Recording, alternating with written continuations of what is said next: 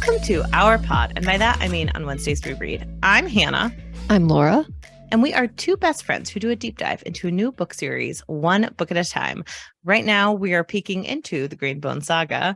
And, and we are covering the third part of the series. But Laura, belated birthday girl by the time you guys hear this. Yes. If you guys didn't wish her a happy birthday yesterday, it's too late. Her birthday was Tuesday. Her birthday is Wednesday. Her birthday, we have very specific on Tuesdays we birthday. 3-3 and 6-6. It's awesome. I'm and double it's you. Pretty cool. You're double me and everything, Laura. But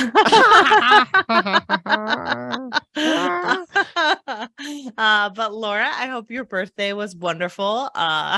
Speaking from the future, when now it is too late. We are talking about future things, so we'll see.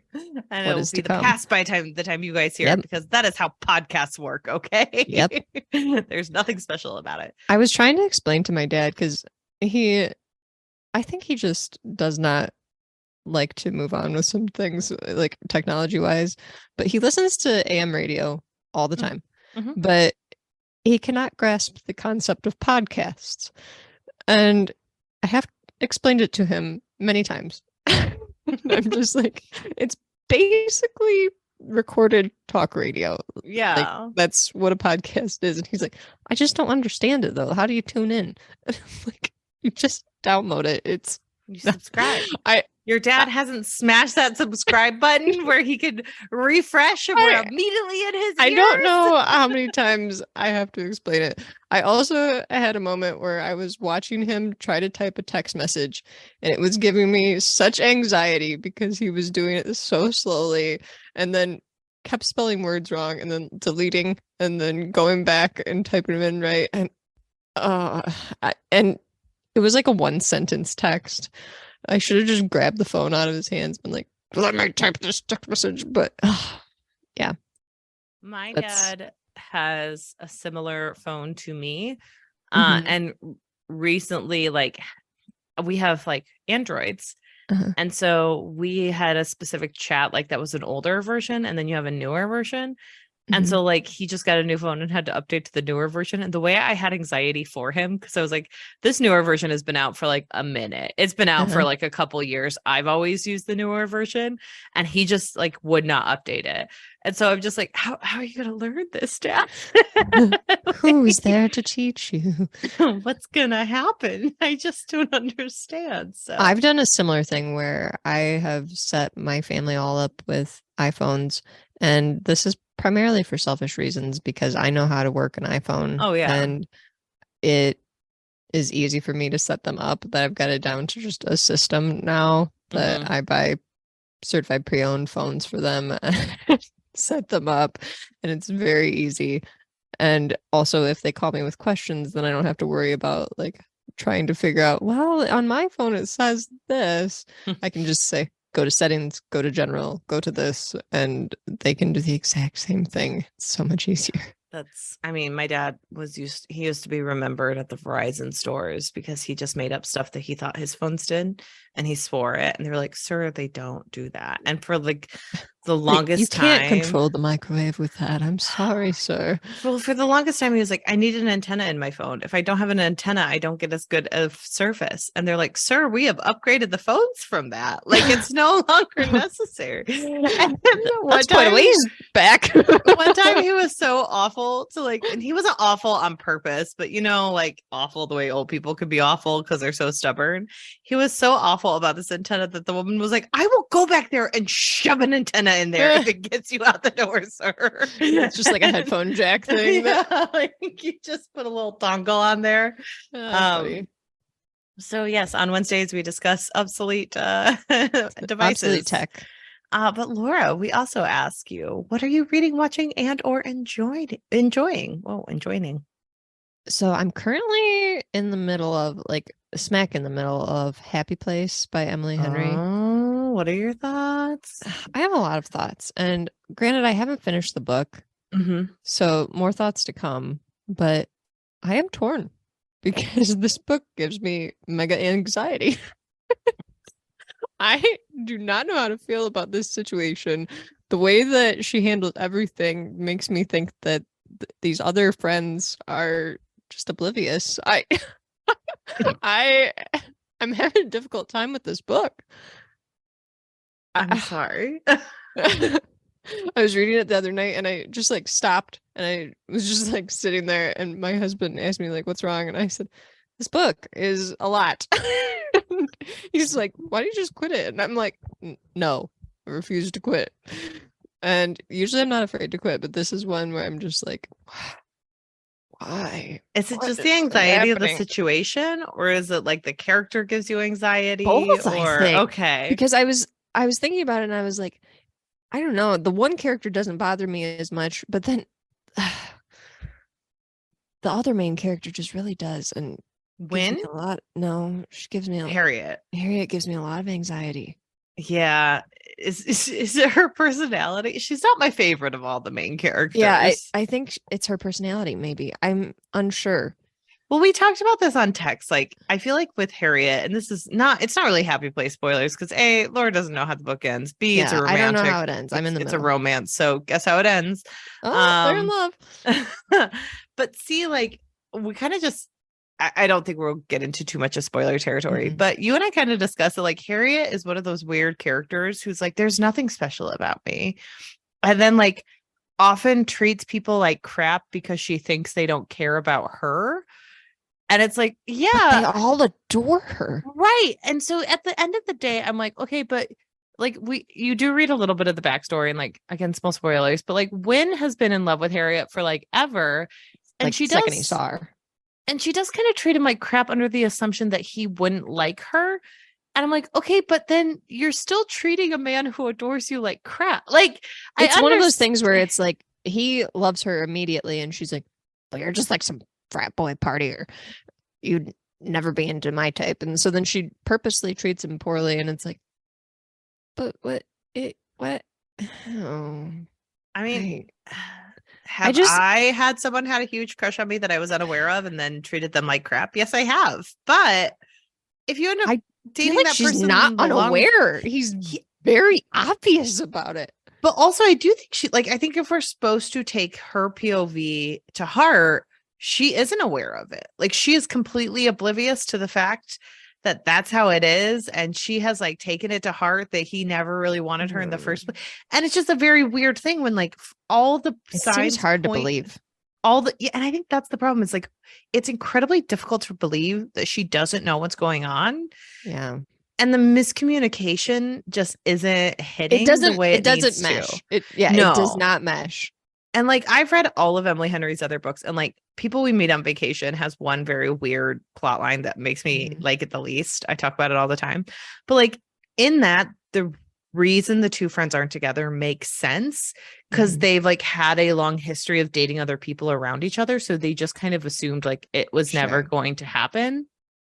I can understand that more than this. Which is like, you're kind of going back in time to see them. And it feels like Harriet is like excusing her bad behavior because she's like, I'm just nothing special. And it's like, but everyone's telling you are. And then there's a weird thing where it's like, you can have bad self-esteem, but you do have to at some point recognize that your bad self-esteem can harm other people as well. Right. And it feels like she never has that comeuppance of like, my own views of myself hurt other people because of the way I treat them.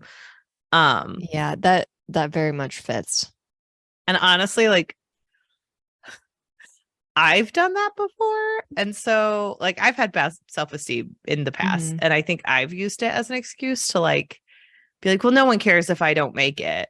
And then when someone was like, hey, Hannah, it hurt me that you don't try to see me, or it hurt me that you don't really, because you don't think about me at all. And it's like, oh yeah, you can still be a shitty person and think people don't like you. Like, they're not mutually exclusive. And I feel like Emily Henry almost feels like they are mutually exclusive to her. And it's just like, that doesn't work.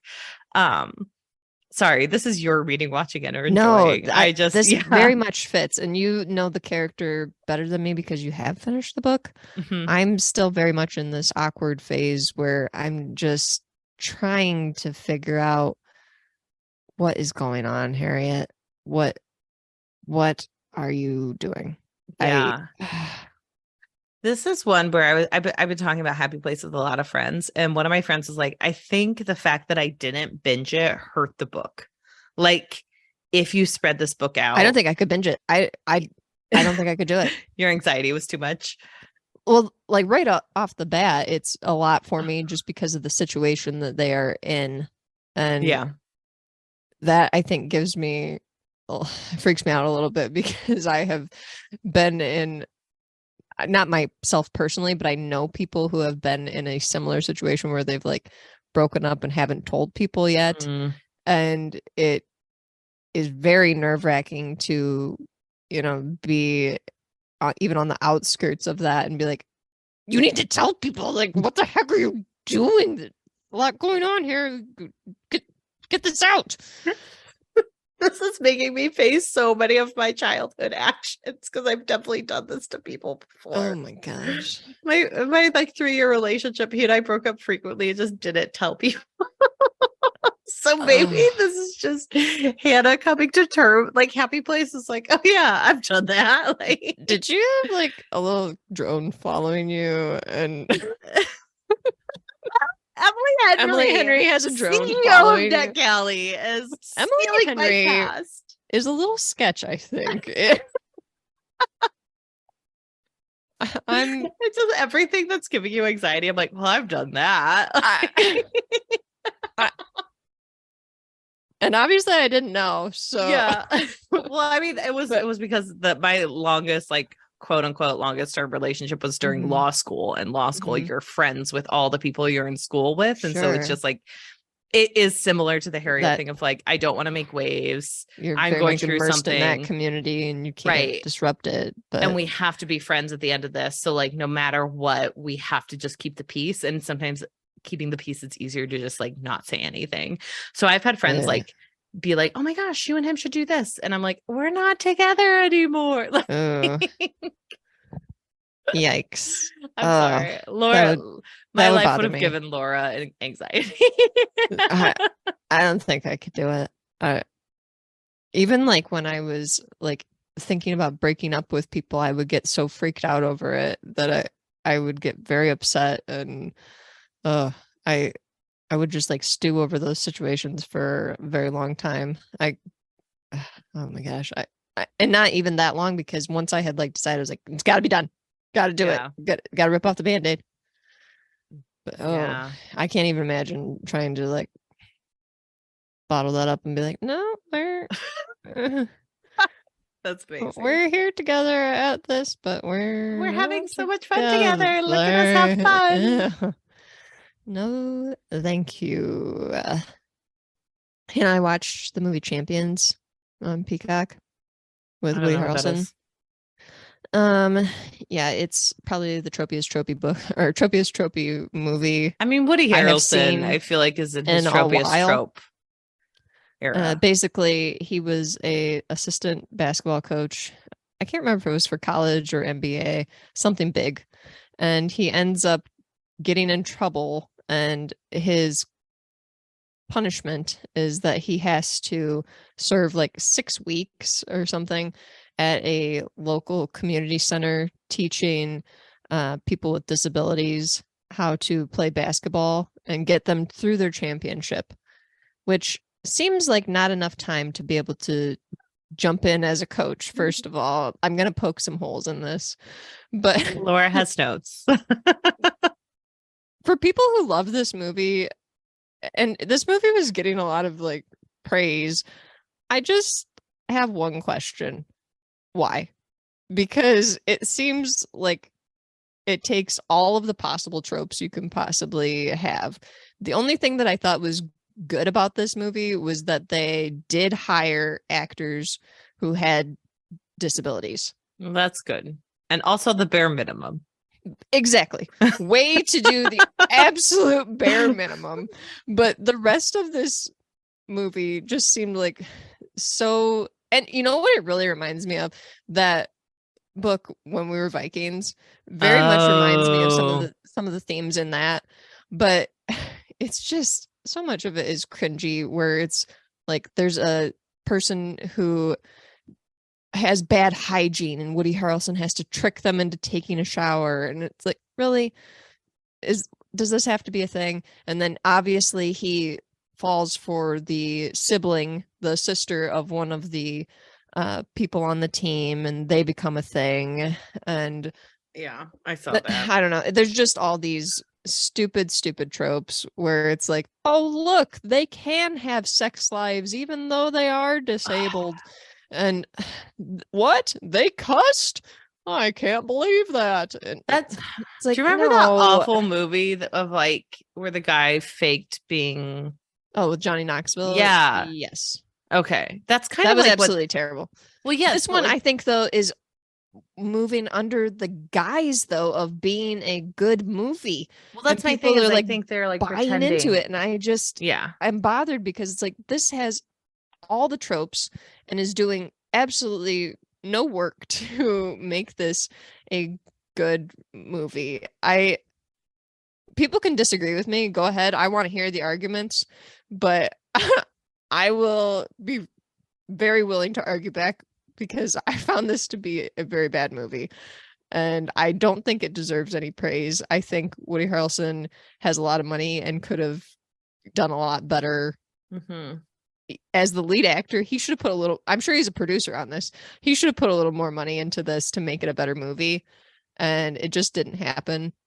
Well, that stinks. And I don't know what we have to do to get more realistic representation of people with disabilities rather than just like the same 5 tropes all the time where they're all on a Special Olympics basketball team and they all have a hot sister and they all surprisingly cuss and think it's hilarious to make fart jokes and talk about sex. And that is so annoying to me that these have become tropes in movies.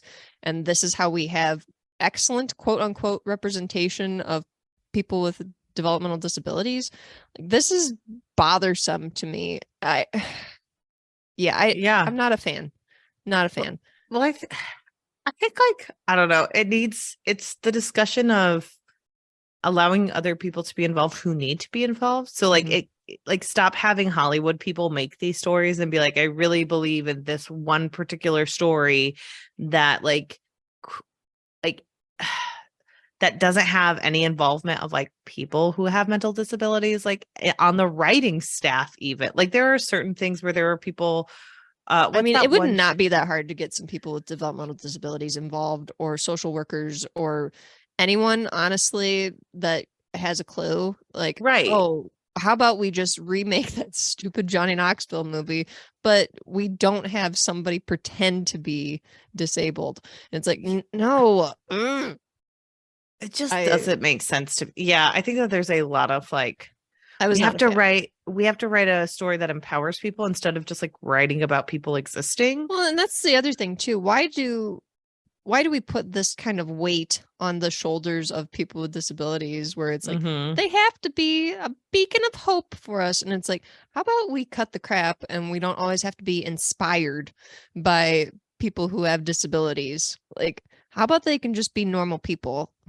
Let's be real. Because they are normal people. And that's the thing is like people want to pretend that they have to be uplifting towards other people who don't have developmental disabilities. And it's like, no, they don't. They don't have to. They don't serve those people. Like to me, it like lives under the assumption that they have to be inspiring because they've overcome so much and all this. And it's like, no, they're just living their lives. They don't have to be inspirational. And just because they have to live their life differently than you doesn't mean that they are inspirational. Like, right.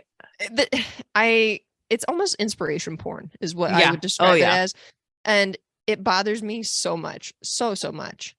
I will say that there was a movie that came out a while ago with Shia LaBeouf, and it has some bad tropes as well, but it did handle a couple of things, or not even handle, but it did bring up a couple of things that I don't think you see as often. Peanut Butter Falcon is what it was. Yeah. That you don't see as much when we are seeing people with disabilities depicted on screen. And one of the things that was mentioned right at the beginning was how the main character was living in a like nursing home. And I thought that was kind of an interesting discussion about how he had no caregivers.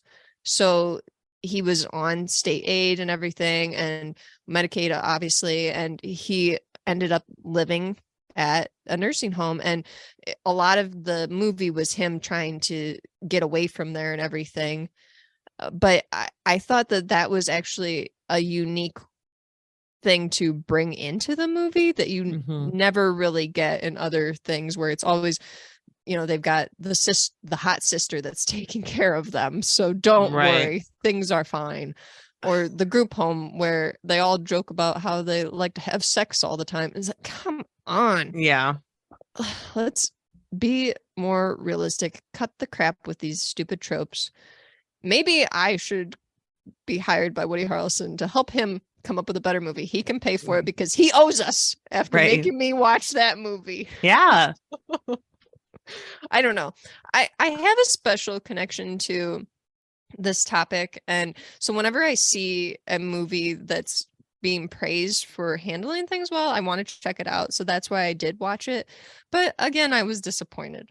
So yeah. I just want some better representation. Woody Harrelson, give me a call. I know you're listening. So even better, like Disney, call me. Yeah. I will be glad to help put together a better movie. Well said. Well said. But yeah, that was my rant with that one. I watched it a while ago, and it's just been bubbling under the surface of how much I did not enjoy that movie. And yeah. I'm sorry. I am enjoying Clone Wars. Oh, good. That you finally got to it.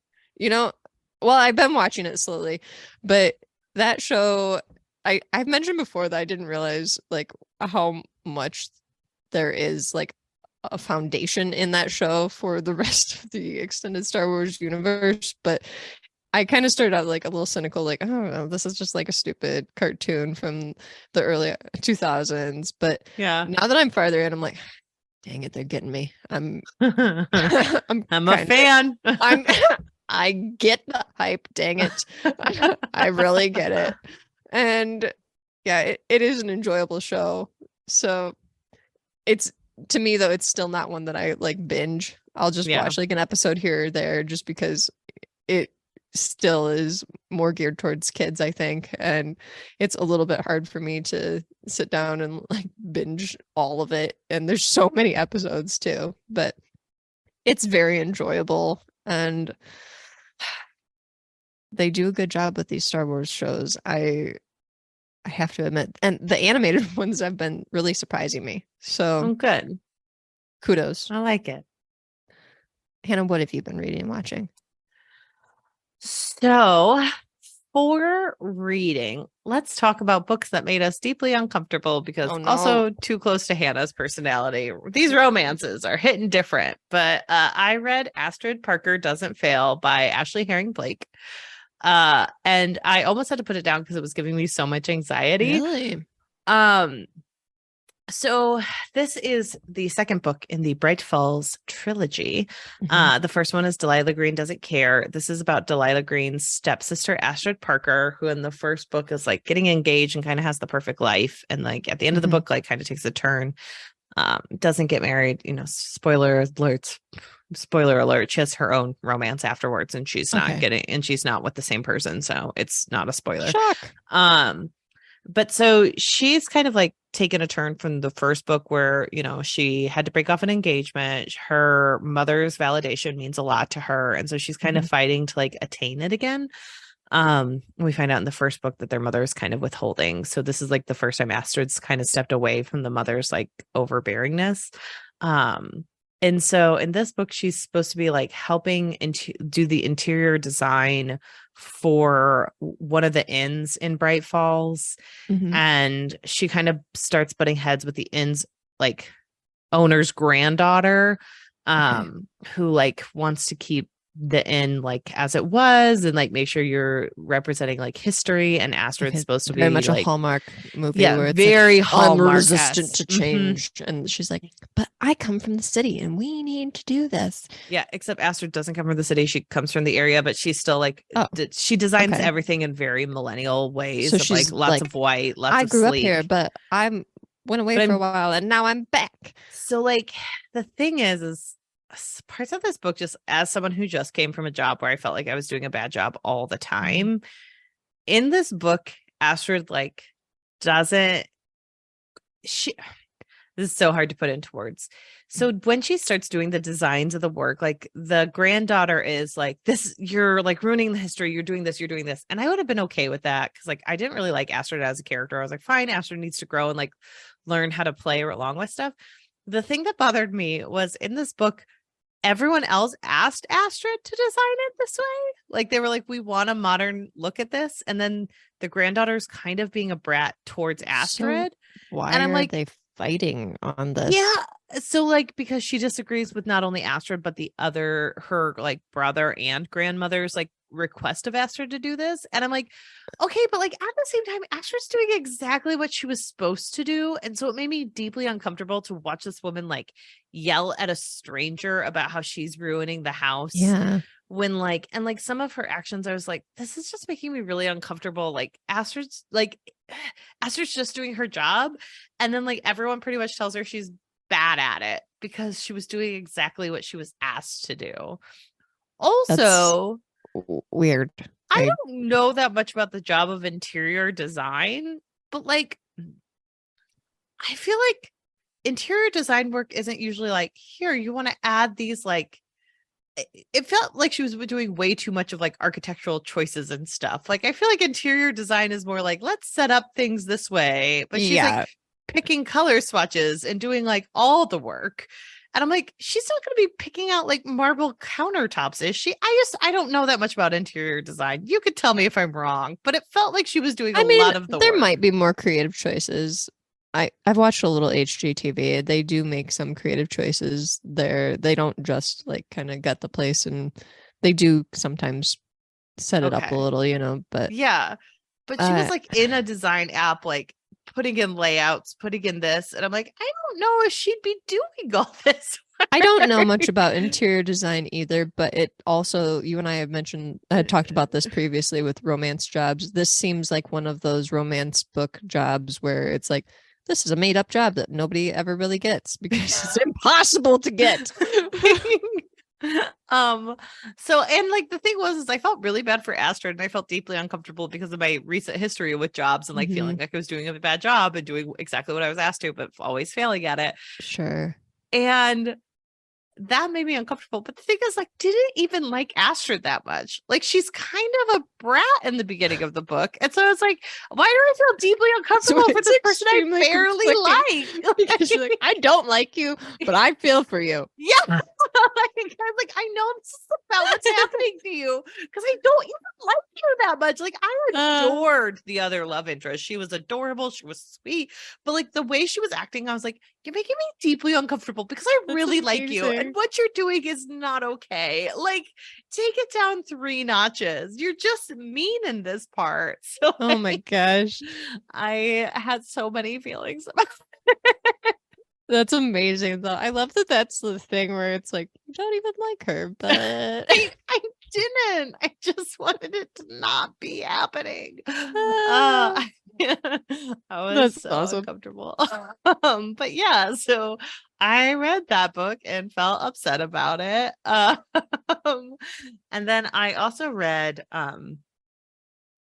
Saint X by Alexis Schaitkin. It was fine. Okay. I don't know. It was good. It was like, it was a weird book where you find out at the beginning of the book, like this family's on vacation in a Caribbean island, and one of their daughter's body is found like in a remote area at the Cay. And then you like flash forward and you follow her sister as she like runs into one of the men that they thought killed the sister, but got away with it. And so then you get this like weird interplay between like the sister and this guy and his history on the island and everyone else's history on the island. And it was very psychological, and very much a thriller, but like it was a little bit, I don't know how to say it, but like there was just a little bit too much about it. Like it was just hitting every theme on the head a little bit too much. And I just didn't enjoy it all that much. Like I thought the parts that were really good, but then like at the end I was like, okay, but you kind of gave us all the answers and I feel like it would have been better if you didn't. Yeah. And a lot of about it, like it was just very interesting. And this is very much like an author who wrote this very specific book about the Caribbean and race and everything. And I'm not sure what her ethnicity is, but she is white passing at least. And it appears that she is white. And so it was a little bit weird to read a book that was that much about race. Like, I'm not saying you can't write a book about a Caribbean island and like a woman that goes missing and the interplay of it, but like, it just felt a little too much about that, if you know what I mean. Sure. But, and I also feel icky because like this just became a TV show, which is the reason I picked it up. I listened to it via audiobook. And it's like, well, this is a book that made me uncomfortable with how much it was about race when like it feels like it's not coming from, you know, someone who lived in the Caribbean or understood that stuff. And this is the book they decided to make a TV show. Like, weird. I just don't like that kind of stuff, you know? So it made me feel a little bit like, I didn't know what ethnicity the author was until after I'd finished it. And I was like, something's just hitting off for me. And then I looked into it and I was like, oh, weird. You know, like it was interesting. So yeah, I could watch. I always that wonder TV like series. how certain books are chosen to become shows. You know what I mean? Like some have huge followings and I'm like, okay, well that kind of makes sense that one would be chosen. But then there's ones like this where I'm like, that's an interesting pick, right? Like, I don't know. It's very much a psychological drama. I like that part about it, but it also felt like, I don't know, a little fat phobic to me. And like, there's just certain elements of it I just didn't care for. And it seems like the author understands the book she's writing about. I'm just not sure if she should write it. Yeah, that makes a lot of sense though, to have what you just said really fits actually, because it's like there are some pieces of media and books, movies, whatever, TV that we probably need to have, but are we having the wrong people put them together? Yeah. And I think the answer to that a lot of times is yes. Yes. Like, I think too many people hear like, oh, we need more representation. And it's like, well, I'm going to write a book with all the representation. It's like, I will do all of it. And it's like, or you could just have like care and knowledge about the people you're Yeah. representing in your novel who just exist. Kind of like what we were talking about with the Woody Harrelson thing. Like you should have people who have different like facets of their life in your book existing, and that's good enough. They don't have to be the main character. They don't have to be inspirational, right? Because then you're trying to like almost you make can the just be message respectful of people, and I don't know, maybe that's too much to ask.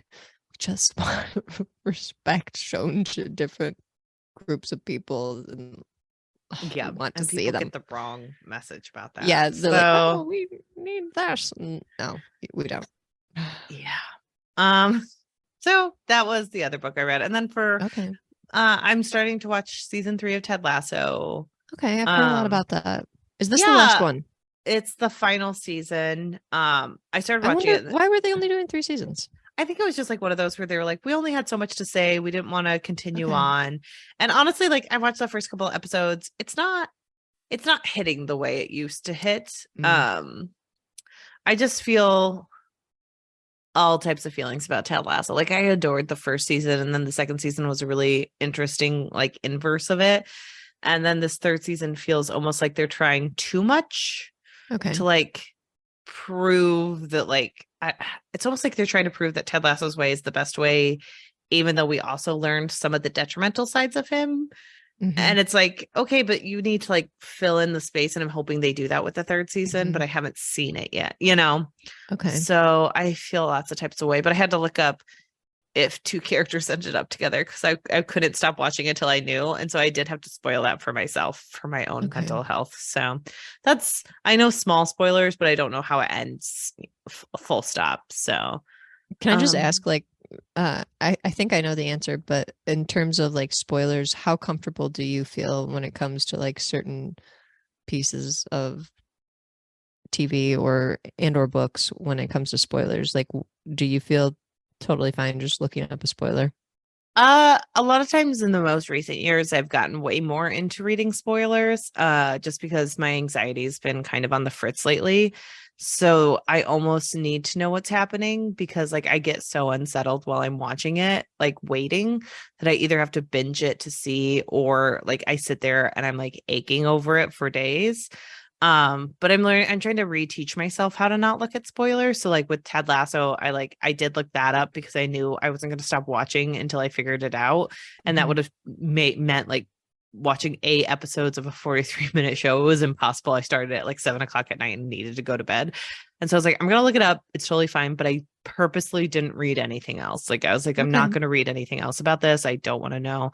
But like all of season 2 of Ted Lasso, I was watching it like piecemeal with my cousin, and I would look up what happened in the episode while we were watching it, just because I was in a weird headspace. But I like YellowJackets, I have been purposely avoiding all spoilers to YellowJackets because I feel like it's a show that you should be surprised by. So I think it just depends on the show right now for me. Okay. I'm not like, oh, you ruined the entire show for me. How dare you? But I will try to avoid certain types of spoilers. What about you? I usually forget if people spoil something for me. Fair enough. I'm one of those people that I'm really unbothered. Like I've been in situations before where they've said, "Oh, well, have you gotten to the end of such and such season?" I'm like, "No." And they're like, "Oh, I won't spoil it for you." I'm like, might as well go ahead because I will definitely forget and I don't care that much. But I'm also somebody who will just look up the Wikipedia page for a TV show and read the synopsis of what happens in every single episode and then be like, okay, so that's what happens. And then I will feel totally fine and not feel pressured to watch the TV show. And then I'll eventually watch it. But it's like at that point, I've almost forgotten about what happens. And I don't know. Spoilers don't bother me. And I often spoil myself all the time. I am more likely to spoil it for myself than anyone else. So I just go to the Wikipedia and I'm like, okay, so an episode of this. Oh, that's weird that happened in that movie. Okay, so okay, but we're about to spoil the second interlude through the end. We're about to do it, guys. Jade City. So get ready. Watch out. Here it comes. Here it comes. So in the last book, we did do a minor spoiler of Lan is dead. Yeah, it could be assumed. I mean, I spoiled that for everyone, but it's not that much of a spoiler, honestly. So we come back in and Shay gets a phone call from Hilo and she kind of thinks that it's their granddad. And then he tells her that Lan's dead, and like hangs up the phone right afterwards. And it's like, good kid gloves, Hilo. Way to really care. His bedside manner. I know. And so she's like freaking out, but she goes to drive over. She has a driver, of course, and she has them stop at the bank. And she goes and she gets out all of her jade and puts it on. And she kind of talks. When you first read this, were you under the impression that she had like gotten rid of all her jade? Because I feel like I wanted to think that they were kind of wanting the author, that Fonda was kind of wanting us to like assume that, oh, she's done with all of her jade, but she thinks about it all the time. And I don't know why, but I never really thought that. I'm like, she's got to have it hidden somewhere. Oh, I think be around. I thought I always knew, but I don't know. I've never thought about it like since I mean, I read this like a year ago, so but I'm pretty sure I knew it was around because also like throughout the entire book, people are like, "Put on your jade," and I was like, "Well, they're not going to give her new jade. It's pretty symbolic." But like, yeah, they could give her some probably, but some, but not like all of it. And she's a call, so yeah, so she's not going to like just get rid of it. But it does talk about like having to go through all the like withdrawals and everything, or like having to go with this sudden emotion of like everything coming onto you all at once. And like the surge. Yes. And she goes up to Hilo and she's like, I want to help you. And he's like, I'm going to go kill them all. And then we smash cut over to Gaunt Ash, who is like at a cockpit bar. And he hears like a phone ring saying that they're coming to kill him. So he's like, all the fingers and all the fists needs to come to me. Like, no P clan is coming.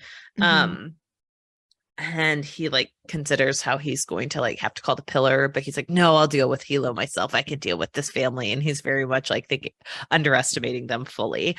And then it cuts over and immediately it's like the ruse was Shay's idea. And we find out that they decided to say that they were going to go to Gaunt Ash, but instead they go to the armpit and they take over control of all the mountain areas in the armpit. And kind of take everything out and kill a bunch of people and they get rid of a bunch of the fists and fingers. And like Shay talks about how it feels like a fever dream as she's fighting with everyone and she's like feeling Jade again for the first time. And she's like hasn't been this ruthless in a long time, but she just wants vengeance for her brother. And she also knows that like and also it feels good. And she's like bothered by it, but at the same time, like really in it. And he's like, and they're all swearing like our blood for the horn. Like they're kind of talking about like they're doing this for the pillar. And they kill anyone wearing jade. And it's a huge bloodbath. It's pretty violent very quickly. It really is. And then Gaunt Ash like answers the phone and he finds out that they lost like all this territory that was very important. And we actually get like the first outburst of Gaunt Ash where he literally throws a phone into the wall and it sticks in it. And I'm like, oh yeah, you could feel where like this is a very big man who's been controlled for a very long time. So seeing that outburst like reminds you of how powerful and how like strong he is. Sure. So then I'm glad you thought that because I like did not even think about that type of thing. I was just like, oh my god, she threw a phone into the wall. I was thinking about it because like we've seen him so controlled and like we've seen him around children and we've seen him be like kind of sweet and like and like that power was I don't know that I ever felt like not sweet but that controlled, but I was thinking of Gaunt Ash as maybe more of like the type that's just like I don't know, kind of just like right bubbling under the surface, you know what I mean? I also get that, but like the fact that he had an outburst at all is just like pretty crazy because he's a very controlled person. So I shouldn't use that term. But Shay wakes up in her old room. She feels like she's wearing her jade, so she hasn't taken it off. She weeps into her pillow. She's like she goes to talk to Hilo. He says that Grandad kind of has a mental breakdown where he like thinks that it's Dew who's been killed, or so he keeps like ranting about the Shatarians. He doesn't recognize Hilo, and when he does, he blames him and says he's the reason that Land's dead. And she kind of knows that like Hilo is grieving, and Hilo probably does blame himself. But he's also eating, and she's like, how can he eat at a time like this? So he's being too hard on himself and he should feel worse about it. I love how everyone is like looking at Hilo and like he's doing great, but he should be worse. And so then Shay's like, where's Doru? And he's like, we picked him up, we took off all his jade, and like he had actually reached out to Lan to talk about how they picked up Doru, and Lan didn't answer, and that's how he knew something was wrong. Or Lan. It's Lan, sorry. I keep calling him Lan today. And so it talks about like how it's the biggest humiliation for an elderly greenbone to be stripped of their jade. It's like really hard to go through those withdrawals. And he kind of tells her that she needs to be the weatherman. He needs her, and that like everyone has come down from the mountain, which means that they're at war. So he needs her by his side. And he's like, I don't care. This is kind of an emotional moment too. Yeah. Where you really kind of feel for Hilo, and you're like, okay, he's really getting through to her and showing like how much she means to this family and how much of a difference he thinks that the two of them could make. And she kind of talks about how this is juxtaposed with like how she told Andon the other day that it was all or nothing, and she had like removed herself from this. And she's like, and she goes, the clan is my blood. I have to be all in. This is me. I can't go back now. And it talks about how it's not true that the dead don't care. You owe the dead. I loved that moment. So we cut on over to Barrow, who thinks I hate Barrow's point of view like so much. The problem is, I really just wanted to skip over these chapters, and I get that they're important, but I'm just like, I can't stand Barrow. The problem is I always try to look at like characters like Barrow from the outside looking in, of like he could have been a main character in another book, not with the actions he's made in this book. And the actions in this book, he is reprehensible and an idiot, but like in other books where it's like a low life person who could have power that other people control, who keep it for themselves, who control everything, and all he wants to do, like having him be like a street thug that like gets power and kills the big man and goes up against Goliath and wins, like that is technically a hero's type story. It definitely shows in this situation it's not exactly the story, because he stumbles into this situation and has a totally different perception of what happens. Well, and he's also terrible, gives himself way too much credit. Like he's also like, the worst. I did it. No, you didn't, you stupid man. He's also under the impression that he's the one who killed that's what I'm talking about. Lan, and like it's like Lan died of an overdose. But no one's gonna know that, because everyone wants to keep it close to this chest because of honor. So he kind of, at this point we still don't know that. The rest of the family does not know that that's how he died. Right. So we just had this point of view of Barrow finding out that he's dead, and he's like, I killed the pillar, I get his jade. He immediately thinks he gets his jade because he talked to the one guy who was like, you'll get his jade. This like definitely got Ash, or he didn't promise him his jade, but he's like, you'll get what you earned from this. And he kind of thinks like this is what green bones do, and so I'm just like them now. And he doesn't understand that like I'm pretty much a green bone. He doesn't understand that he's been put on a leash, and the leash is pretty short. They're just using him basically, and he doesn't realize it. So he goes over to Moot, and he knocks on the back door, and he kind of thinks like he's gonna get this hero welcome. And Moot was like, what the F happened? And he's like, I killed the call. And he's like, where's Cheeky? And he's like, Cheeky's dead. And he's like, you should be dead too. What were you thinking? Why did you come back here? Why aren't you in hiding? What the hell? And he's like, you need to get out of John Loon right now. And he's like, why would I leave? I'm so powerful. I'm so amazing. And he's like, they didn't want you to kill the call. They expected you to die. Like you weren't supposed to succeed. You were supposed to shoot up a building and let him know that they could be near you. People. You were supposed to show that they were serious and they were willing to use other people to get to you that weren't green bone, or get to the calls that weren't green bones. And it was kind of just their way of being like, oh, look, you should be scared because we're willing to get other people involved. But then also at the same time be like, we didn't do anything. And then it's like, out of some stupid like luck, you killed the call and you've made everything worse because now we have Hilo to deal with, and like no one wanted to deal with him.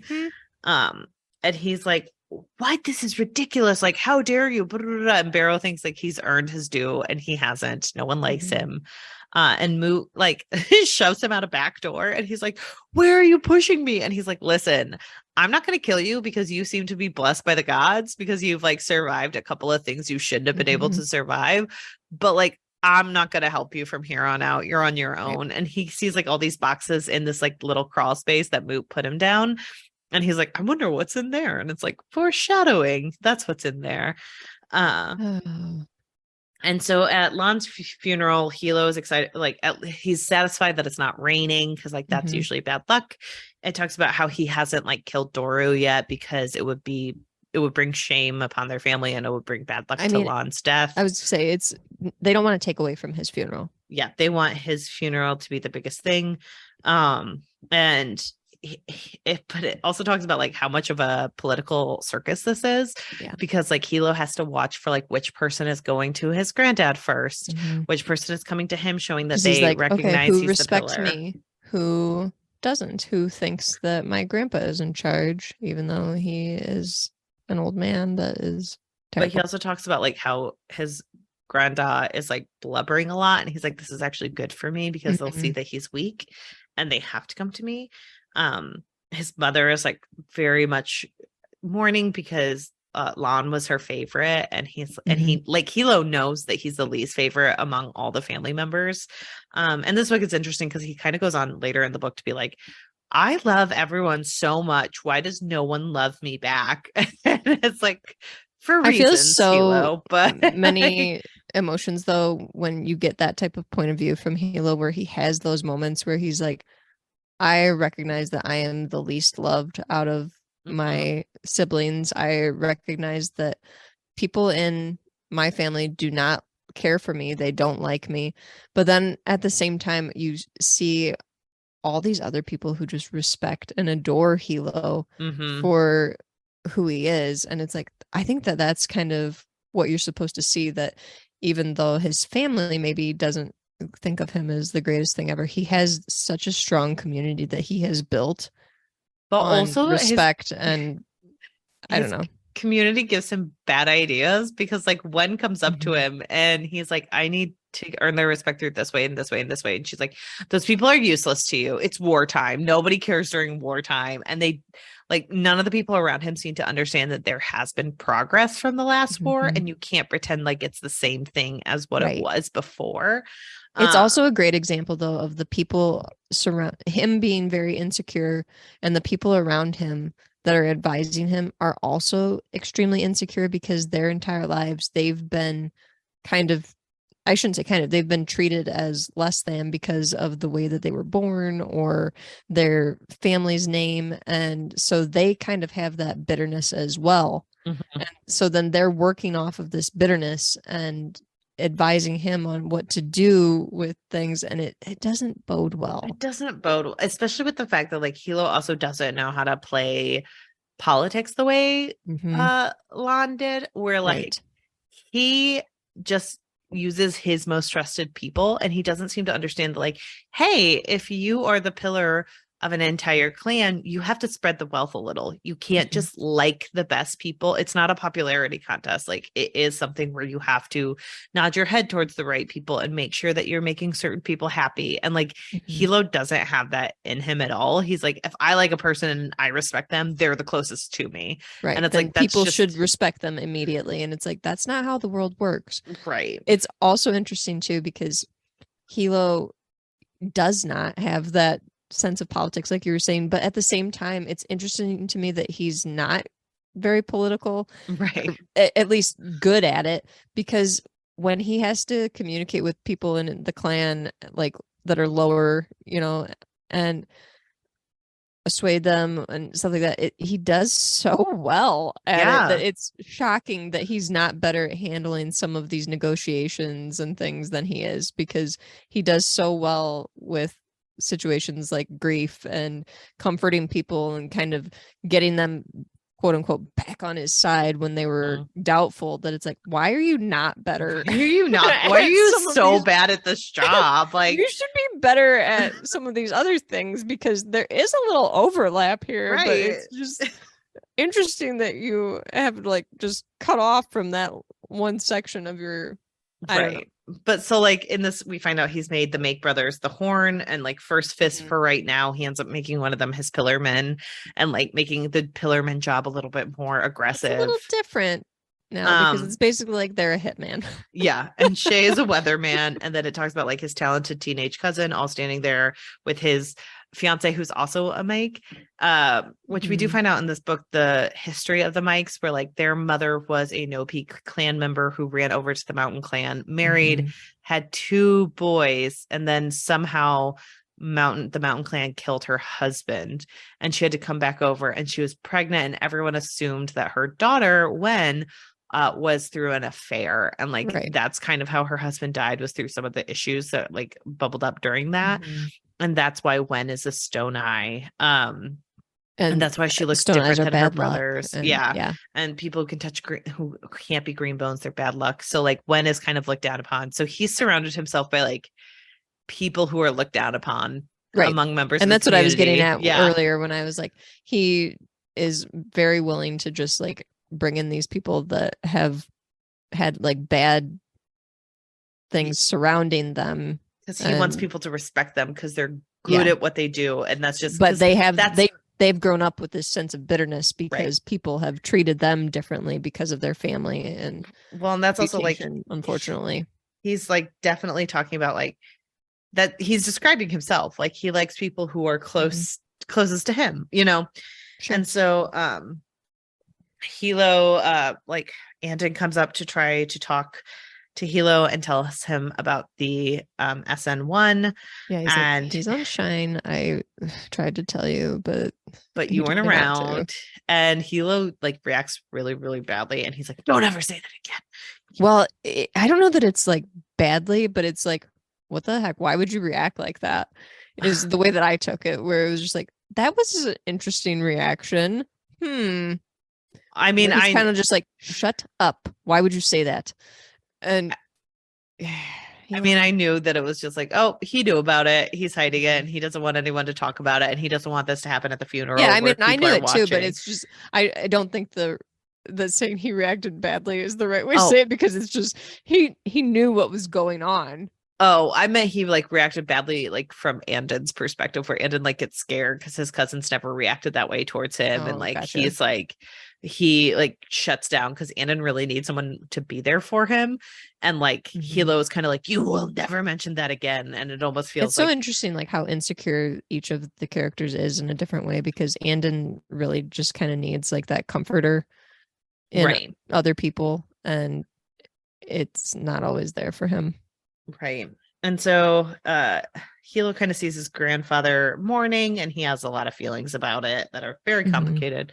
And then you find out that he buried Lan's Jade with him so that no one could ever get to it.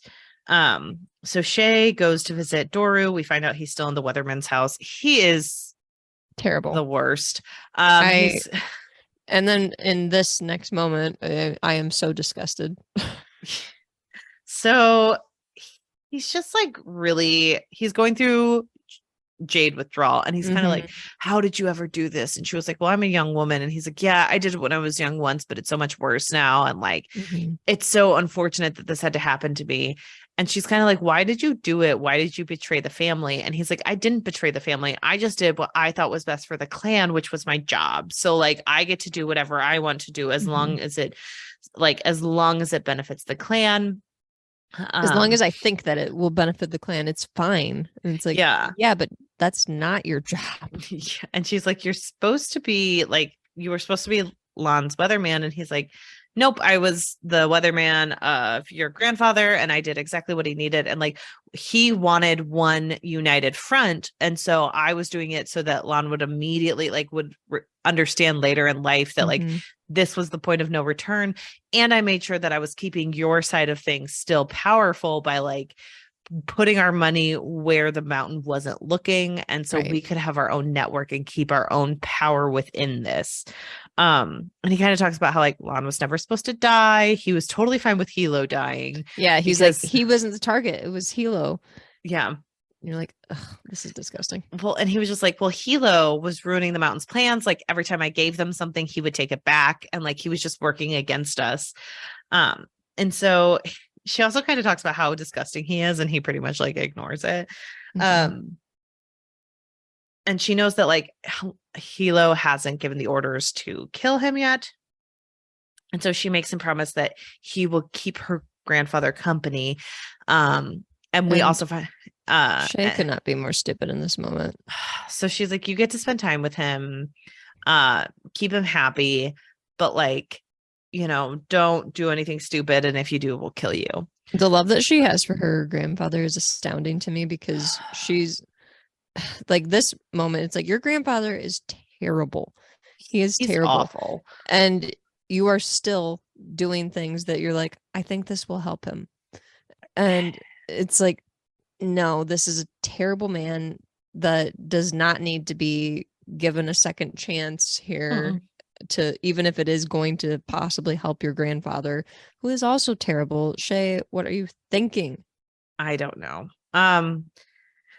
And he kind of is like, well, you look so, and then he's like really gross. And he's like, you look so good with your Jade back on. And it's like, yeah, oh, puke. So then we cut over and got Ash is taking over the Twice Lucky, and he like takes it over. He has the Mr. Une serve him, and then like Mr. Une is like, well, I'm loyal to Greenbone. I have been my entire life, and like the system is usually I get to go and then you keep the territory. And Ash is like, nope, we're at war. I will burn this place to the ground and you'll never see it again. And he's like, your options are I destroy this place and kill you, or you switch over. And he's kind of like, well, I would die if I do this. Like, I'm not allowed to do it. I'm too high up. And he's just like, that's not my problem. You could live here. And like, this is war now. We're not giving the same pardons. And so Mr. Une agrees. And he's like, good choice. I would have hated to only have your squid balls once. And so Shay goes on over to the weatherman's office. She's a very good weatherman. Like, she seems to understand that like as a woman, she's kind of looked down upon. So she has to work really well. And she understands that she also has to like keep people happy and make sure that they're listening to her. She's super smart and effective and a little conniving too. Like, I dig it. Oh yeah. She's good at her job. And so she talks about how she needs to get two people to like follow her, and one is Woon Papidanwa and Hami Tumashan. And so she brings in Woon, who was going to be the weatherman. But she like talks about how much Lon appreciated him, and he's like, I don't deserve to live as like Pillar Man. He feels like immense guilt because he thought that Lon's death was his fault. Right.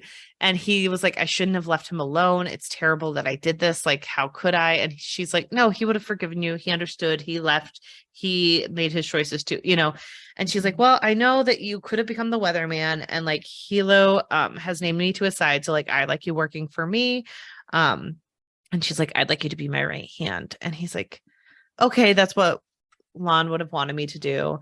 And then she asked, and then she's like, well, you know, who do you think should be made Master Luckbringer? And he's like, Hami Tumashan. And she's like, perfect. And so then she brings in Hami, and she kind of like plays both of them, where she's like, I think you should be Luckbringer. You bring a lot of stuff, and like some of the weathermen, she flatters them, and then also uses them in a way where she's like, she knows that they will suggest the other person, but she wants to make it seem like, oh, I'm asking their advice, like I trust them. And so then she still gets her way. It's brilliant. And so, and I love it where he's like, who's loyal to Doru? And it's like, well, the Master Luckbringer, he's been here 12 years. And she's like, well, he's fired.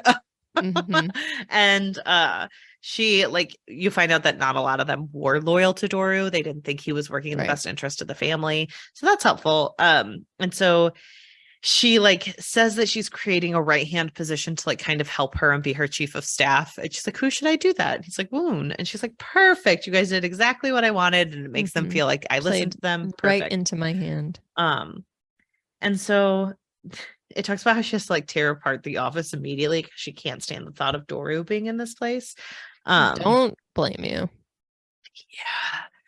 And she like brings them all in. She's like, yeah, I wish I could be excited, but my brother was murdered. So now we have like this hard thing, and we need to move forward and make sure that we're all okay. And the mountain's coming down. And she's very good at this, at like telling them like how to talk to the Luckbringers, how to make sure that they're working the businesses, and how to make sure that like all the funds are going towards helping supporting the family.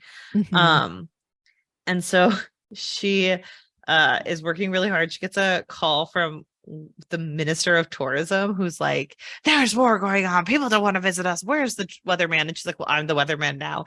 And it just says she hears an expletive and he hangs up the phone. Like, I love that.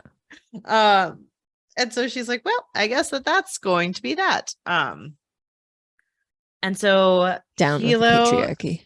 Hilo talks about how like he doesn't really work in Lon's office anymore because he can't stand being in there. He doesn't like the books. He's like, did Lon actually read these? And it's like, oh, Hilo.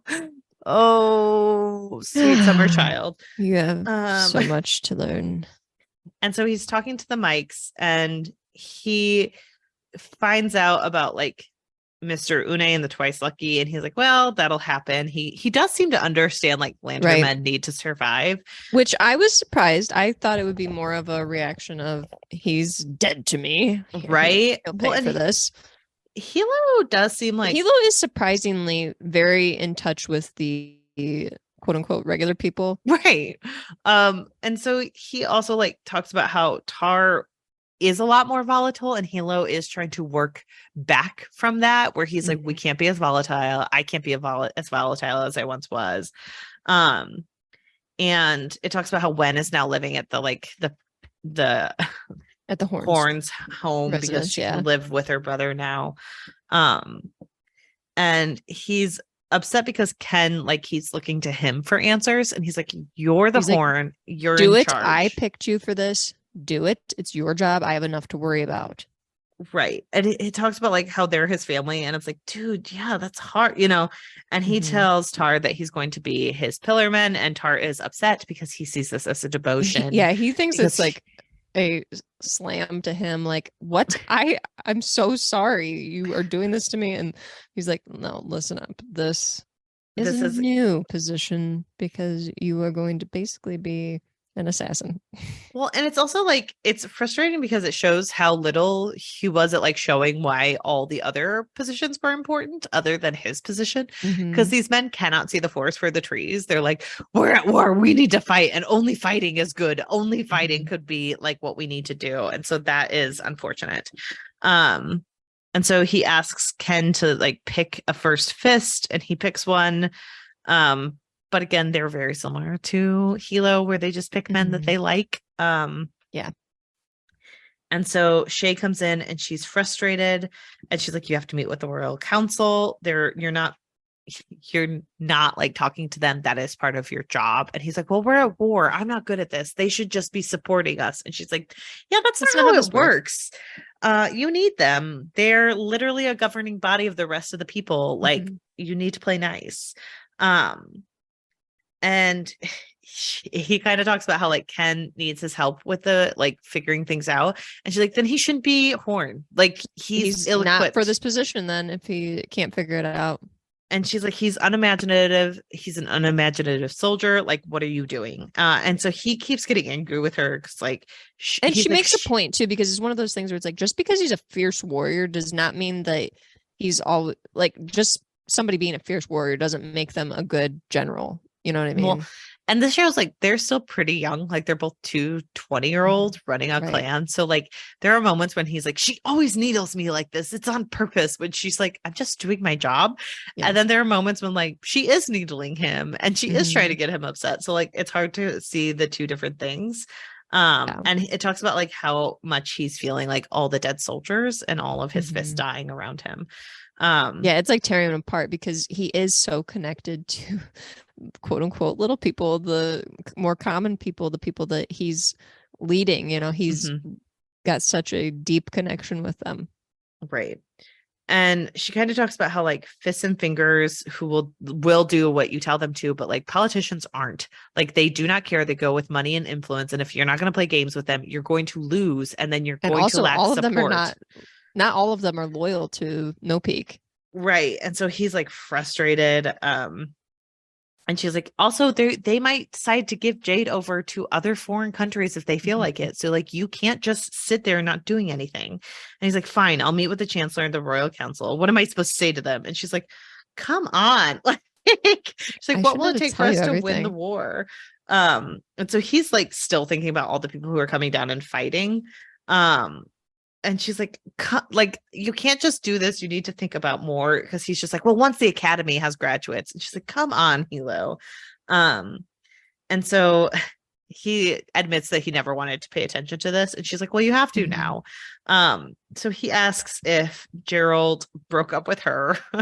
Which is funny to me. Like, did Gerald break up with you? Like, just so like, random.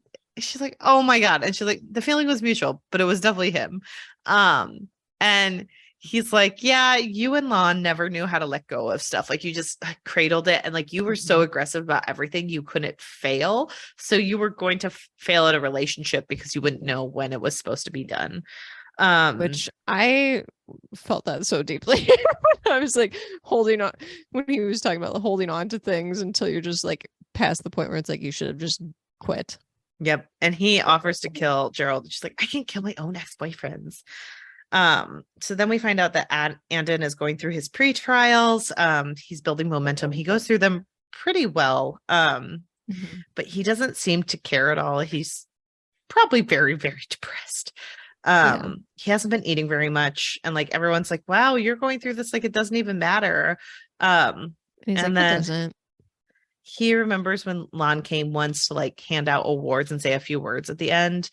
And he's kind of like trials, yeah. And he just thinks about that and how Lon promised to be at his and he won't be there. And so he just kind of feels drained by this. He does like knife Andon is a really interesting character. He's very interesting. I can't wait to see more of him after this book.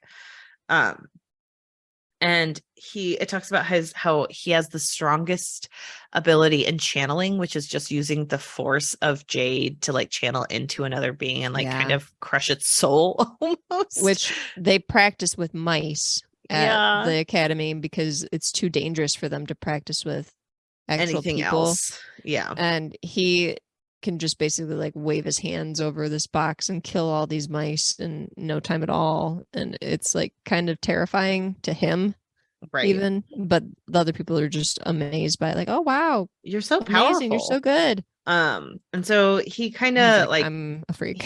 He definitely blames himself for Lon's death because he didn't tell Hilo or Shay.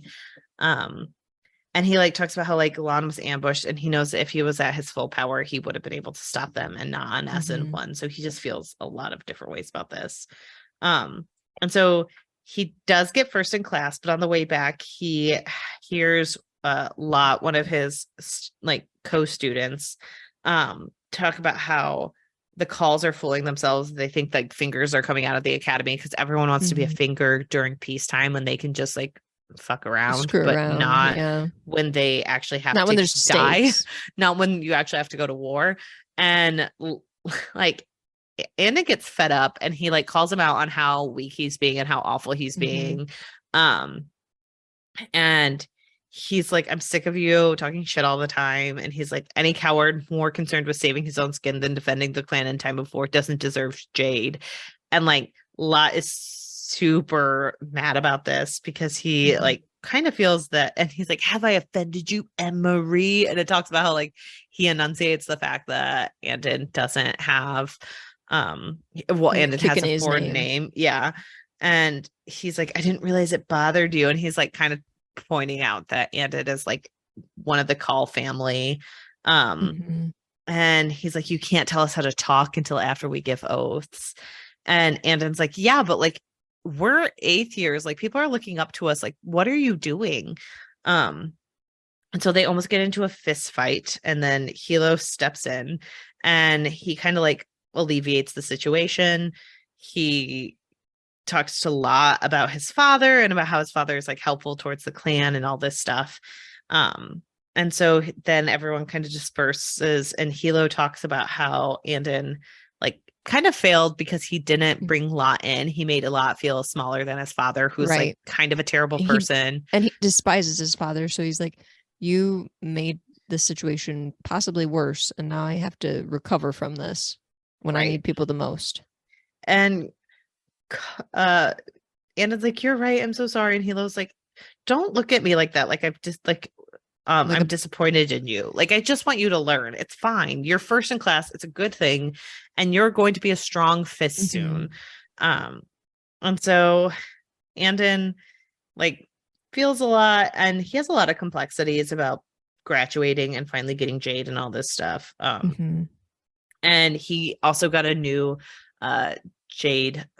piece of Jade for being first in class, and he talks about like the feeling of it and how it just like makes him kind of turn in on himself. And he's like, did you always feel like this? And he was like, yeah, you never forget your first stones. And he's like, but you have to be careful because some people aren't meant to carry too much, and if they do, it ruins them. And Andon starts thinking about his mom and how she was ruined. And he's like, and then he says something to Hilo about like, does it affect you when you get more? And he's like, do you feel it? And Hilo says, I don't feel anything anymore, which is devastating. Yep. And so then we cut it over to Tem Ben, who is in his little shop talking about how the green bones are busy killing each other, and like it's a good time to be a black market jade salesman because people are bringing in like knives with jade on it. And he like undersells it to the guy, and he's like, listen, it's war, I have a lot more of stuff, like it's just worth it to me, and I have to sell it, I have to take on the risk. What are you gonna do? And so the guy leaves, and Tem Ben is just kind of hanging out in the back of his thing. He sees someone kind of walk towards him, and he's like, oh, I'm going to go into hiding because it seems like that's a green bone, and I'll make sure that I am able to kill them before they kill me. And he kind of thinks he's like on even footing. And then he hears a huge crashing, and he's like, what is that? And a fist comes through the wall and grabs him. And he's like, oh, they were clearing out the back wall so they could grab me. And it all makes sense now. He is like, do you know who I am? And he's like, you're one of the makes. And he's like, that's right. And you're Tem Ben, better known as the Carver. And so he's the black market salesman. And he's like, I'm a stone eye. You can't kill me. You can't do anything to me because like that's an agreement with the clans. Right. And he's like, no, I could until you were a white rat. And that's like one of the clan members who uses the fact that they're a stone eye to like affect the other clans. Yeah. And if you're stone eye, you're supposed to not exist within the clan. So by doing this and by selling black market jade, he like waved the flag, and now he could be attacked. And so he like is like, well, tell me who you're working for and what's going on. And he's like, I will never tell you. And you find out that one of the mics is going to kill him pretty much. So, you know, and then we cut it over to Shay. She's been working really hard, and she's like coming home one night, and then she runs into Wen, who's like, come in for tea. And it shows like Wen's like redone the entire Horns house, and it's so much better than it once was. Yeah, she's like really good at it. And Wen kind of is talking to her about like, what do you do? Like the boys leave and they're out drinking, and like, what do you do when you get home? You know, we women, we have to have our own sense of security. And Wen's like talking her ear off, and Shay's like, oh, I forgot I was supposed to get her a job because Hilo asked her to get her a job. And she's like, oh, I was supposed to get you a job. Like, what do you want to do? And Shay's like, I want this conversation to be over. And Wen kind of hints that like, well, you know, I could be useful in certain ways. And she's hinting that she could be a white rabbit. Rat. A white rat, sorry. And she's like, could you use a white rat, Shay? And she's like, Hilo would kill me. I couldn't do that. And Wen's like, but he could just not know. And like, I'm useful. No one knows my face. I'm not important enough. And we're like two strong-willed women. We could do this. And she's like, well, I think that my brother has better taste than I gave him credit for. And like, I could probably use you. And she's like, I'll think about it. And we kind of know that she's definitely going to let her do that. So, you know, and so Barrow goes back to Moot's house, and he's like talking about how he had to scavenge for food, and he feels like it's beneath him because he's supposed to be a green bone now. And he goes to like get into everything, but he finds out that Moot is dead, and the green bones killed him.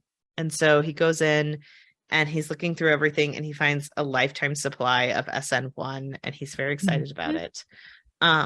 But then he sees Moot's son, and Moot's like, one of the makes killed my dad. So it's like, oh, I guess Moot was Tem Ben all along. Which obviously, but he talks about how he wants to kill the makes, and he's like, and Barrow's like, I've killed a green bone before. I could teach you how. And he's like, I know exactly how to do it. And he's like, well, we're going to need some SN1, and we're going to need some jade of our own. And Moot is like, yeah, that's right. And he's like, we're going to go find it. So that's fun. I hate Barrow. I know. Hilo goes in to the Wisdom Hall to meet with the, what's his face? The commissioner. The commissioner, yeah. That's just like a big political government meeting. And they've all agreed to like kind of come together and try to quote unquote have negotiations where both Hilo is very much like, this is stupid. We all know we're not going to come to an agreement. We all know this is going to be like all for show. We can't give them what they want because they want everything. So like, why am I even here? And Shay's like, yeah, we have to play the game and like play to the rules of it to get people over to our side so that when we show that like the mountain's been stealing Jade, which we've proven, but no one knows yet, like they'll be on our side. But if we go too soon, they're not going to care. And so they have like, I is like talking and she lists like a huge thing of like, well, you know, No Peak has have aggressive tactics that have harmed respectable citizens and businesses.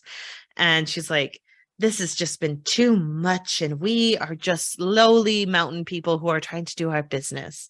She basically just like tries to like when she eventually comes because she shows up late. Then she eventually like gets to her little spiel because she has the first opening whatever discussion. Yeah. But it's basically just all trying to play Hilo to get a rise out of him. And she's just bringing up these things, basically saying like, we wouldn't have all these problems except for the former horn of the No Peak clan caused a lot of issues. And it's like, yeah, that's him right there. Right. Well, then he's like, oh, this is so stupid. I hate this. But Shay's like, please read off this list. And so he does read, but he like skips over certain parts because like, I'm not reading that. That's stupid.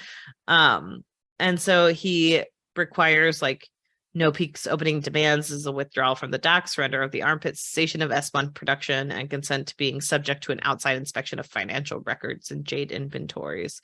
And I also seem unsurprised and doesn't react. So he's like, oh, this is so stupid. I just want to rise out of her. So they kind of go through these like days of negotiation where everyone's like, come on, the mountain like is just asking for certain things. And Shay's talking about how she needs like finalized stuff from the audit to show that this is what they're doing. And he's just kind of exhausted by this because Hilo can't deal with anything. And so then Tar comes to him and he's like, hey, I found something. And he shows him a tape. And he is like, this is good news for us. We know exactly what the mountain's been doing. And like, we've got them now. And Hilo's very, very excited. So the next day they meet with Chancellor Son tomorrow. And the Chancellor is like trying to get dicks into Hilo, and Hilo's the easiest person to get a rise out of because he's like, you know, you just haven't come to visit me and you just try so hard to like, it's so hard running a country. And Hilo's like, yeah, it's hard to be at war when people are attacking you all the time. There's also just like during this interaction, a lot of comparisons made to his brother who was recently deceased. And he just gets to a point where he's just like, look, I am not Lon and things are not going to go that way because I am not him. So deal with it. And like the Chancellor very much just he's like, I hope you guys will come to an agreement with the mountain. This is why we're having negotiations. And he's like, yeah, but the mountain killed my brother. And he's like, that's unfortunate. But like Lon would have thought about the greater good of the clan. And like, you can't just do that. And Hilo's like, yeah, I can't. Like, this is ridiculous. And then he talks to the Chancellor. Like, the Chancellor's like, you know, we're losing money by supporting No Peak. And he's like, well, we're at war. You guys had prosperous stuff during peace times, but you do have to support the clan. And like, it's in your best interest to do so. And the Chancellor's trying to walk around. He's like, well, I don't have any control over how the lanterns feel. I can't stop it if they defect. And Hilo's like, hey, Shay, who has the controlling majority? Like, how many people have the controlling majority of like everything? And she's like, there's like 6 people. And he's like, get those 6 people to fall in line and everyone else will follow. And you're the Chancellor, you're in charge, you can do it.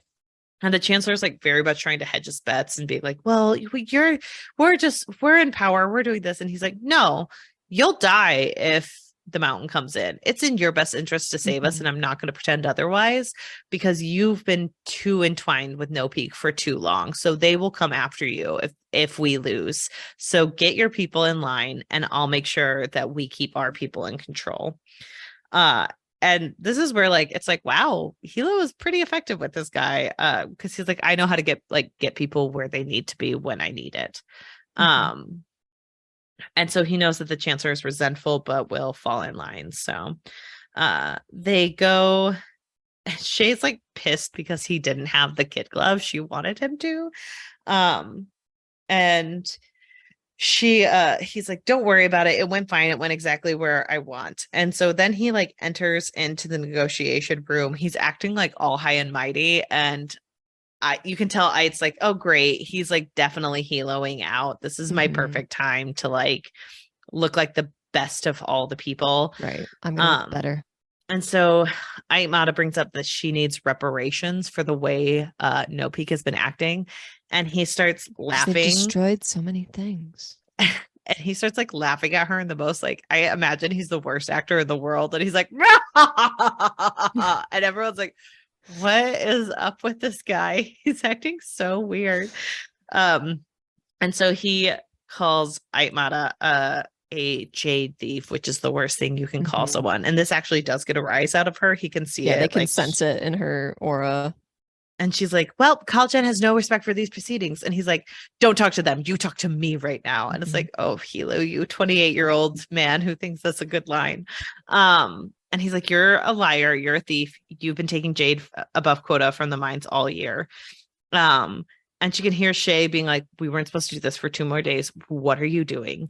And I is like, hey, I've done everything I was supposed to. Kaljen throws one preposterous, unfounded suspicion. I'm sure an audit will reveal that it's due to unintended negligence rather than malice. And he's like, nope, you wanted Gold and Jade together. You wanted one clan, and I have proof of it. And which that was going to be like their trump card later on, and he plays it early. Yep. And so he's like, why would we need to steal any jade? And he's like, maybe you're not stealing it for yourself. Maybe you're smuggling it through people like Temben the Carver, and you're putting it into water-blooded crooks. You're selling it out of the country. You're giving it to people who don't deserve it, to people who will like get jade fever and will wreak havoc on everyone. And he is like, he's just throwing all of this out there. And she's like, how do you come up with such elaborate things? And it's like, oh, Temben told me. And he brings out the cassette tape, and he's like, he's dead now. And it's like, why did you guys kill him? Like, that's the dumbest thing you could have possibly done. That's the thing where it's like, I know that they were like, that's evidence, but to me, I'm just like, they didn't play that correctly. They moved too quickly to just be like, justice. And it's like, no, you. And he's just kind of like, yeah, I found the 2 weeds you planted in my area. Like, I found the people who were selling jade and trying to steal it. And he's like, there won't be any mediation from this point forward. And he walks out. And then it says that Shay gets called 2 days later saying, Aitjen wants to meet you. And Shay's like, what assurances do I have? And it's like, well, I'm speaking as one weatherman to another Kaljen. We aren't thugs. Choose the time and the place. And so she says the Temple of the Divine Return in the back of the sanctum tomorrow night. And so Shay arrives early, and it talks about like she has a lot of respect for her religion. But Aitmata comes in, and you can tell she does not give a crap about religion or any respect for like tradition or anything. And she says like, I did not order Lon's death. And Shay's kind of like, you expect me to believe that you had nothing to do with it? Do you actually want to say that as killer, you have no control over your people to the point where they made this much of a mess and it's not your fault?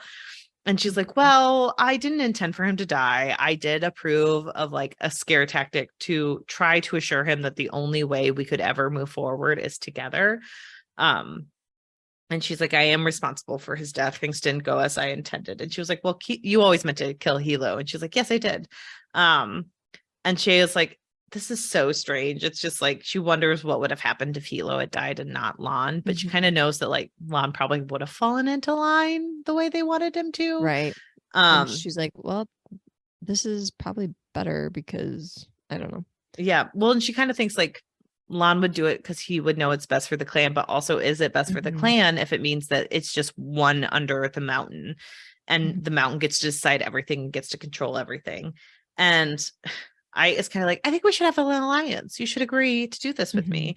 And she pretty much wants Shay to kill her brother or whisper his name and then take over and then accept like Ait's like Ait's power over Shay at that point, pretty much, with like the imagination that Shay has any control over her people. And Ait does talk about the fact that she is selling SN1 to the Espenians, and she's like, we're a small country, we have a precious resource. If we don't take the right actions, imperial powers will come in and take over for us, which we've read about in a lot of other books. And so it's like the only way to resist foreigners is to control it ourselves and be united as one clan. And she's like, no, you want to unite by conquest. You don't want to just have like, you collude with Doru, you do backhanded things. And like, I just don't trust you. And I tells Shay that they're selling the additional jade to the Ugatanians, and they have like a secret contract with them because of Kakon's public alliance with Espenia. So it's like, so the Ugatanians can go up against Espenia. And she's like, well, that's why you started producing shine. You can't sell that quantity of jade to the Ugatanians without also promising them the shine to go with it so that they can control the use of jade. And she's kind of like, yeah, that's exactly what you're doing. And I is like excited by this. And Shay is like, this woman is very much like a person who wants to control everything, who is willing to take down anyone to do it. And it's like, I see that you're intelligent and you're ambitious. You've lived outside of Kakon, and like you can see more than your brother can. I feel like I is trying to flatter Shay and also flatter herself and being like, we're the same. We're both worldly people. We're so smart. And Shay's kind of like, but you're also a very ruthless person who murders a ton of people. I don't think I would murder my family, but okay. Well, and it talks about how like her brother is like dangerous and he's a foolish man-child driven by pride and bloodlust, and he would fight to the last man on principle alone is what he knows how to do. And Shay's like, yeah, that could be true, but like also Hilo is someone who cares about others. And she's like, well, you overestimate me. I've gone to Kakon. I'm gone from Kakon. I'm an outsider. People won't just follow me just because I'm a cow. Like, you're not thinking through this. And she's like, well, we'll just try to do it in a secret way where no one would know. And Shay's just like, yeah, thanks. No, thanks. And she kind of thinks about if the penitents are overhearing any of this. And it also talks about how I knows that Shay used to have that like secret stuff where she was giving the Espenians information about Jade and how it worked with people. And she's like, see, you've definitely like done this before. And Shay was like, that was different. That was like on my own terms, and I understood what I was doing, and I wasn't giving them any information about like the internal stuff. And like I lost a lot of respect from my family when I did that. So like it's not the same. And she's like, well, you see a younger self in me, but she's like, I see in you the kind of green bone I don't want to become. Jade meant something once, and you don't respect Jade at all. And I is like, I despise when my hand is forced. So I is just like the biggest hypocrite in the world, where it's like, I just want to be helpful, but also I will murder you and take everything down with me if you don't fall in line. And she like talks about how her father caused her to murder her siblings because he was afraid of making a woman a biller. Yeah, and so she's just like, it wasn't my fault that I had to murder them. It was sexism. It was, which I get it. I've been there. But... I mean, listen, yeah, you're not wrong. It was sexism that caused you not to get the powerful stuff. But like, you also did it cause the murder? No. But also, what if your brothers didn't want the job and you still murdered him? So like, what's going on here? Taking it a little too far. And she's like, you forced my hand, you'll remember. And it's like, okay, it was like, fall in line and murder my brother, or don't, or force my hand. Like, what options were you Here's giving? Your options. You can kill your brother and kind of be like my little pet, or you can let me kill you eventually somewhere down the line. That was so ridiculous. And so then we find out that Doru has escaped.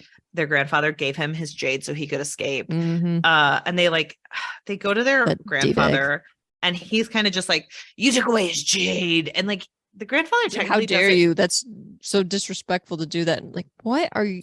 Oh. Well, and the grandfather like doesn't know all that Doru did, but also like he just has this expectation that like the kids are just stealing Jade from all of them like little gremlins because they think they're old. Like it's like you didn't think anything else was going ridiculous. On. So yeah, that was fun. And so Shay is like, the things aren't going well. Like, you ruined everything here, Hilo. We need lots of money, or we need Jade. We don't have either. And like, we were supposed to get some kind of resolution. This is just not great. And it says that like there are other clans lining up behind the mountain. People are like just getting in line, and Hilo's kind of up a creek without a paddle at this moment. He doesn't really know what to do. And he asks Shay to leave him alone because he's really angry that he blames Shay for Doru's escape. And he talks about how there were no other heirs to the clan leadership. It's just like him. Andon was a call only by adoption, but it's like it's not enough. And it talks about how like if he dies, there's just no one left, and like Shay won't be. And like here's the thing, is like Hilo is also sexist, where he's like, well, Shay can't be pillar, and it's like, okay, well, sure, everything has a limit. Whereas my perception, I'm like, I feel like that's gonna happen. Maybe. Well, and it does, like, he does say like, well, she was in Espenia for too long, and I'm like, that's a fair criticism, but like, she's a woman. That just shows that your clan sucks. But also like it kind of like makes me think of like the Aitmata discussion, where it's like, yeah, she does have experience outside of this, so she would bring in a unique perspective to make her a very interesting, possibly good pillar. Well, it kind of talks about how he's like, I guess I have strength, and I have strength in control, and there's control in planning for my death. So then we kind of come to a ferry where Wen crosses over to the Espanian occupied territory, and she meets with some of the people, and she like uses Shay's secret code name, saying like a fish still swims, and like they come out to her and they're like, oh yeah, we had like this one Jade infiltrator that like lived in Espania for a while, and she brought them Jade, and she's like, I need something from you. So we cut on over, and Lot's father is dead, and there's a severed head delivered to the Call estate, and Hilo is like raging because of all the men he's losing, and he has lost quite a few good fists in recent time, and so he's kind of like, he's very frustrated. He goes and he talks to Lot's family. He talks to the young man, the student Lot, who was like against Anton, and he kind of talks about how he's the man of the house and like reassures him. And so Hilo kind of starts deciding that the only option is getting like going to the mat for this. They're going to the mattresses, Laura, if you want a Godfather term. I dig it. And so he kind of talks about how like the mics are like very into the fight, how they're not done with anything, but Hilo's almost losing a little bit of steam with this, and he's not optimistic about the no peak chances of holding the Sojin area, and he feels like he's just kind of sending all of them down the road. And he kind of talks about how like he meets up with another fist who asks him to kill him because he is about to lose his hand and he can't live like this, and he's feeling like, he's like, I can't let my wife see me like this. I can't do this. I need to die. It's devastating because it's like they literally took his arms off, and yeah, this was hard. But then I think that this is also like a situation Hilo handles this in such a unique way, where he's like, no, we're not, because the guy is like begging Hilo to just kill him, and he's like, no, he's like, you have a baby on the way and your wife, and we're not going to do that. I want you to be there for them. He's like, how about this, we give it a year, And if within a year you still want me to do this, I will do it. No questions asked, but you have to hold out for a year. Right. And I thought that was so interesting. Well, and then he talks to the Mikes and they're like, well, we would have killed him. It's what he wanted. And he's like, well, you have to like think through these things. Think about this. Like, he has a family. And he kind of showed, we know that Gaunt Ash is going really hard at them right now because he wants to end this quickly and they want to get SN1 in, and like the No Peak clan is kind of the last hold before they get all the control. And so he kind of talks, he thinks about how he's like always planned to die for the clan. So he talks to the Mikes and he's like, hey, you'll want to avenge me if I ever die, but don't. And we kind of just get this feeling that Hilo's preparing for the end. And this is where we get to the third interlude, where we learn more about the religious mythology. And we learn about old Uncle Genshu, who is the one who returned and had a favorite nephew, who is one of the most revered heroes. And it says that what the nephew was slain in furious battle against his greatest foe, the invading Tuni general Shock, and he was recognized by the gods for his valor. And he looked down upon the earth. He witnessed his remaining men fighting. He watched helpless, and he begged the gods to allow him to return to earth and give up his place in heaven for another. And it was refused, but then he was immovable. He wailed, and the father of all took pity on him and agreed. The fallen warrior fell at the feet of the gods and wept in gratitude. He returned to earth, sweeping over the battlefield, and entered the tent with the Tuni general. He burst in upon his shocked enemy and laughed in triumph, killing him with his underclothes. In accordance with the pact of Baijin that made with the gods, the soul of the general Shock flew to heaven, and he said that he was left to roam the earth for all eternity. It says, pray to Genshu, but be like Baijin. So I think with that, we're going to complete today, and we'll do the final section and themes and characters next week, guys, because these books are very long. They're so long. It's one of those things where it's like there's a lot of action, but also this book, I'm not sure with the next book, but this book, it's like so much information you get.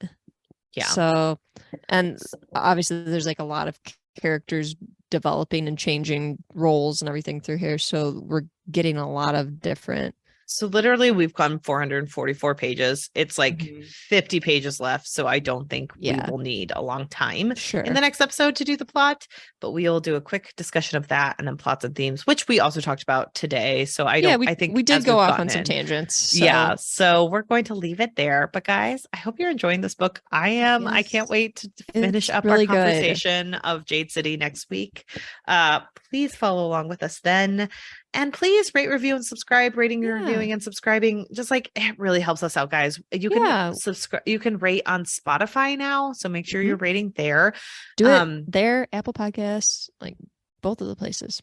Follow us at OWWRPod.com. You get updates when we have blog posts, our reading schedule, some bonus content we have planned for the future. Everything and in between will be up there very soon. We have a Patreon. Follow us on our Patreon, patreon.com/OWWRPod. You get a bonus episode every month. Last month, we did book adaptions we'd like to see from, or movie adaptions or TV adaptions we'd like to see from books. It was a ton of fun to talk to Laura about it.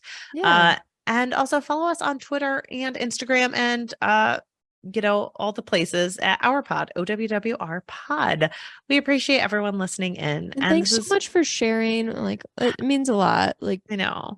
Really appreciate it. This has been wonderful. And Laura, happy birthday. Thank you. You're my best friend.